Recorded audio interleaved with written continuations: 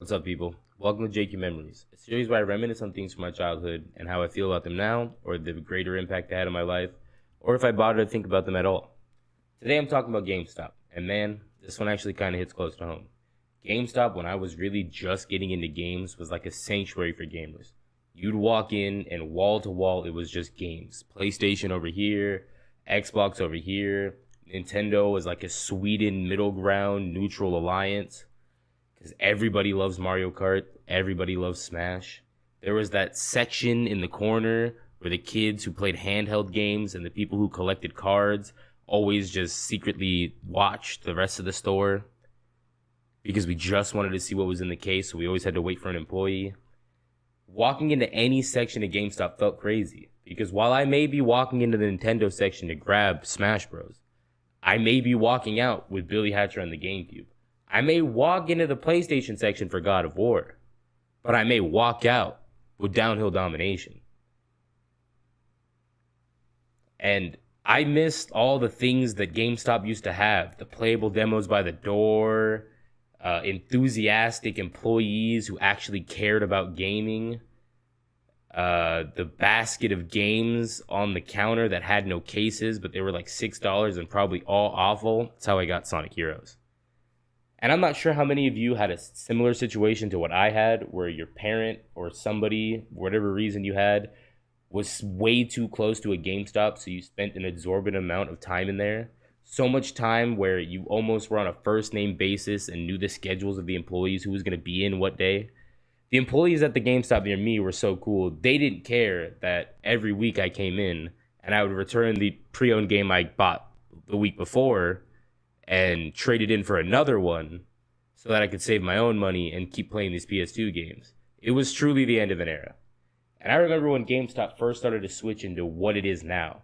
Everyone back then knew that if you traded in a game to GameStop, you were basically getting the coins left in between the couch cushions, unless you were getting in-store credit.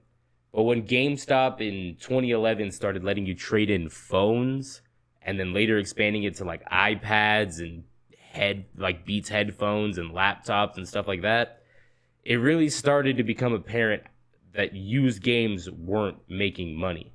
And that's when GameStop started to bring in the clothes items and the little knickknacks and stuff to just sit on the shelf.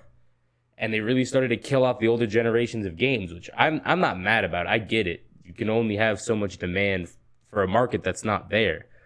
But they also started to stress the employees to sell more pre-orders and more power-up rewards memberships and take in as many trade-ins as they can. Now let's fast forward to 2015. After nearly 2 years ago being axed entirely in the used games market with Xbox and their move towards online DRM on discs so you couldn't play used games, and the industry like EA having their online passes, which quick story about. I got Battlefield 3 for my birthday that year, the year that it came out, brand new. Had to take the little plastic wrap off of it and everything. In the case, there was no online pass. So a frustrated me sent an email out to EA, hey, it's an honest mix-up, just shoot me the online pass, we're good to go. And they kind of gave me the, well, looks like you're going to have to buy it because we can't prove that that wasn't used, even though on my GameStop receipt, it literally said new and had the full $59.99 price. Anyways, the day they announced that online passes are no more, they must have had me on some kind of list because that same day, I got an email with an online pass so that I could start enjoying Battlefield 3 today. And I'm still mad at them about that. I won't forget that. That's some petty shit. Some petty shit, EA. Anyways, 2015, the reputation of GameStop is already kind of starting to falter. People aren't really going in as much. Online purchases are doing way better. There's not really a reason to go into GameStop unless you need like a peripheral. Otherwise, their games are usually overpriced unless you're buying it used, you know? So in 2015, they tried to roll out a GameStop-only consumer-friendly credit card. And I'm going to put air quotes around credit card because the APR rate of this credit card was about 26.99. Now, for people who don't know a lot about credit cards and APRs and all that, essentially, your APR rate is the percentage of interest you are paying. So if I buy a game for $60 And at 26%, I'm only paying the minimum each month on this card. Yeah, I'll have that $60 game paid off in 8 years, running me about $800 to $900, somewhere in the ballpark of there, right? That's insane.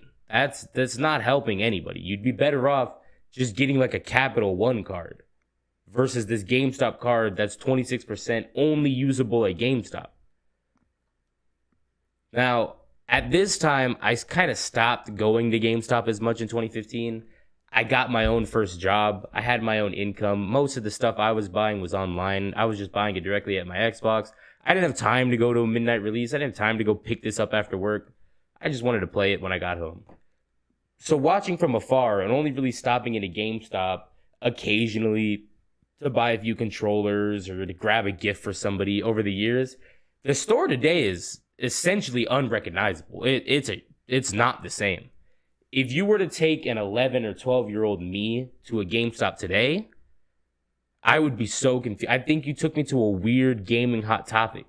Anime figures, anime merch, random knickknacks, the little gotcha, like, collect all 6 figures in these bags kind of things, you know? That just litters the store. And I get it when you limit back the old generation of games, because you walk into GameStop and you may find some PS3 and some Xbox 360 games, but you're only really going to find your Call of Duty Black Ops 2 or Just Cause or maybe even The Last of Us, you know, things that are selling still and still sold on the stores digitally today. So I get that with the limited libraries of these newer generations, that it's going to take up a lot less shelf space. But in the middle of the shelf space, does it have to be just littered with random, like honestly, random shit? How much of that, I wonder, is really being sold? On top of that, I haven't talked to an employee at GameStop that genuinely seemed like they enjoy life in a long time. And I'm not saying you have to love your job, because I don't love my job, right? I'm not a YouTuber yet, but I don't love my job that I work right now.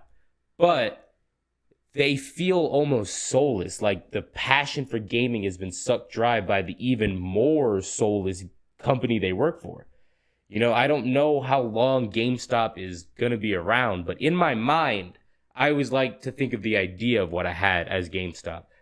The idea of this gamer sanctuary that was just, it was just a place and a time, you know? But that's all I got on my head for right now, so take it easy, guys.